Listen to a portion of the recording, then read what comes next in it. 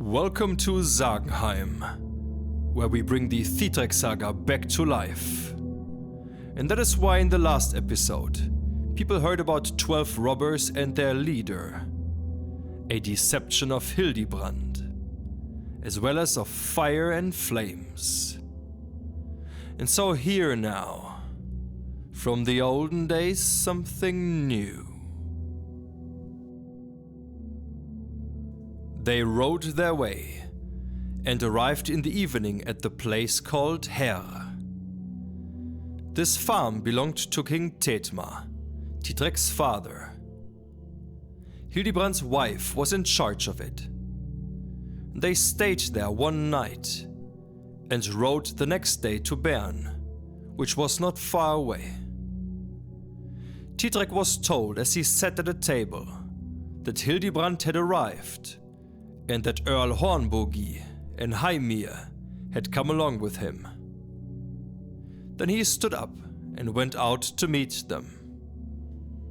He welcomed them warmly and asked the news.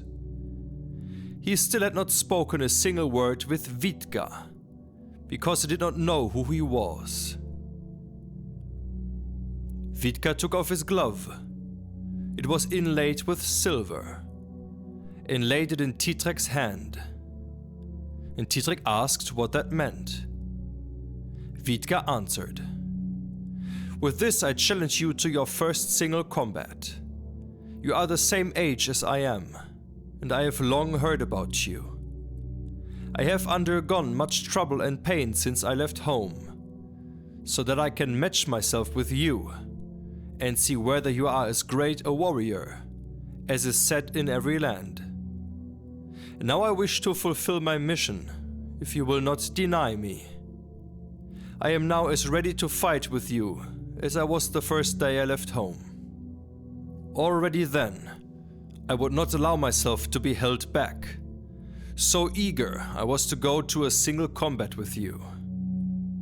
And Thidrek answered, "I shall order a peace in my father's land, and in my own, so that not every stray dog will dare to challenge me to a single combat." And Hildibrand answered, "Cease, my lord, and speak not so. You do not know exactly who it is you are talking to. I do not know for certain which of you, when you have finished your dealings, will be victorious, and who will be the loser when you part. But it does seem more likely that you will choose the fate that is called defeat, if you depend upon no one but yourself alone." And Reinald, one of Thidrek's men, spoke. "It is certainly a great shame, sir, if every thrall should dare to challenge you to single combat in your own country." And when Hildibrand heard that, he spoke. "You shall not insult my traveling companion with such evil words." And he struck him with his fist in the eye, so that he immediately fell into a swoon. And Thidrek said to Hildibrand, "I see that you are eager to help this man, but you shall now see how much he will need you. The same day he shall hang before Bern." And Hildibrand replied, "If he comes into your power, when you too have tested your valor and hardiness, then he will rest satisfied with your judgment, even if it is hard. He expects to get the better of it. He is still unbound, and I have a premonition that, if you two should fight, it will last all day, and you will be able to test him." Thidrek quickly called for his weapons, and they were brought to him. He put on his mail breeches, and after that he took his birnie and put it over his body, and then he set the helmet Hildigrim on his head. He girded on the sword Nagelring, and then took his shield, which was white and marked with a lion of gold. He then took a spear. His horse was prepared. It was named Falka, and was the brother of Skemming, which belonged to Vidga, and the brother of Rispa, which belonged to Heimir. Thidrek leapt onto his horse and rode out of Bern. A crowd followed him, both chieftains and knights. When Thidrek came out of Bern, there was Vidga before him, along with Hildibrand and few other men. Vidga sat on his horse with all of his weapons, and he was well prepared to fight, and was both large and lordly. Heimir went to Thidrek, and he had in his hands a bowl full of wine. He said, "Drink, sir. May God give you victory today and every time." And Thidrek accepted the bowl, and drank from it, and then returned it. And Hildibrand offered another bowl to Vidga. Vidga said that he should present it to Thidrek, and ask him to drink before me. Hildibrand presented the bowl to Thidrek, but he was so angry that he would not accept it. And Hildibrand said, "You still do not know clearly who it is at whom you are angry, because you will now meet a warrior who is not of the kind you spoke of today, the kind who is not a valiant man."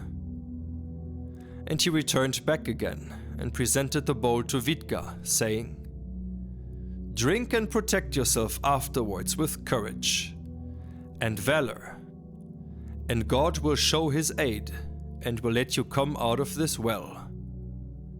And Vidga accepted the bowl and drank from it. He then took Hildibrand by the hand and gave him his gold ring and said, "Have God's thanks for your support, and live in health." Vidga called out to Thidrek and asked if he was ready, and Thidrek said that he would not delay. Now they urged their horse on with the spurs and aimed their lances. Thidrek had a white banner with a red lion and a gold border, and Vidga had a red banner marked with hammer and tongs in white. Each then rode at the other as swiftly as a starving hawk after meat, and when they came together, they thrust with their spears at each other with exceptional strength. Thidrek's spear went through Vidga's shield, but he held on to it this time.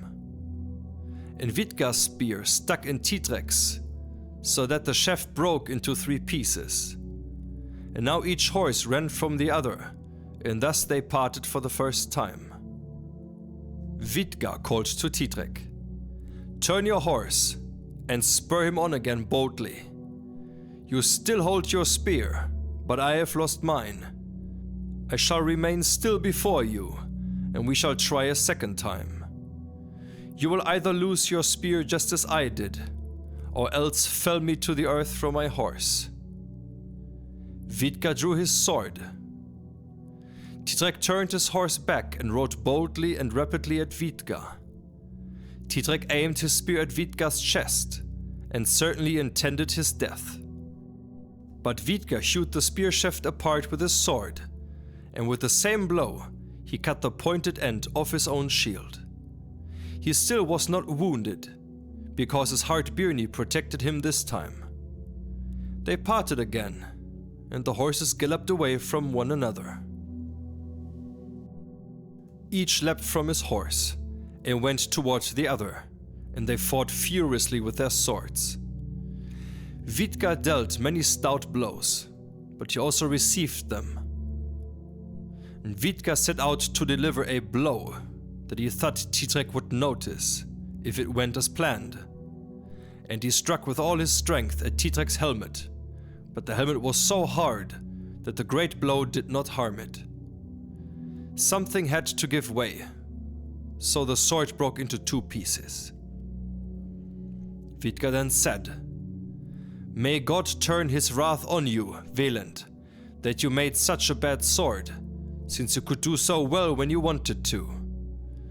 I would have been able to defend myself bravely if I had had a good sword. Now I have both shame and harm, but so also does the one who made it." And Thidrek raised his sword Nagelring in both hands and set out to strike off Vidga's head. Hildibrand sprang between them and spoke to Thidrek. "Grant this man truce and take him as your vassal. You will never accept a braver nor a more valorous man than he. He took the castle Brigtan alone from 12 fighters, which you could not gain with all of your men. It is an honor to you to have such a man serve you." And Thidrek answered, "What I said before will be fulfilled. He shall hang today before Bern." And Hildibrand replied, "Do not do such a thing against such a good man. He is of the best royal family on both his father's and his mother's side. Now he wishes to become your man. Receive him well and nobly, as one expects from you." And Thidrek spoke, "I now proclaim this law throughout my father's lands, that no thrall's son shall challenge me to a fight. I shall not tolerate trouble from this one, and shall be rid of him by hanging the evil dog up before Bern. And there is nothing to keep you from following him there. Go away, your service will help neither him nor you. If you do not do so, I shall first strike you into 2 pieces and then him." When Hildibrand heard that Thidrek would not grant his request, and would not spare even him, he spoke. "I find that you cannot accept any help, so the child will now get what he is asking for."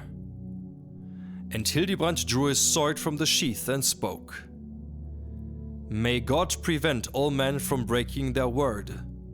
See now, good warrior, that I now keep the oath of fellowship that we swore to one another. Take your sword Mimung and protect yourself bravely." And now Vidga became as happy as a bird at dawn. He kissed the gold inlays on the sword and spoke, "God forgive me for speaking ill of my father Wieland. Look here at Mimung, Thidrek, my good warrior.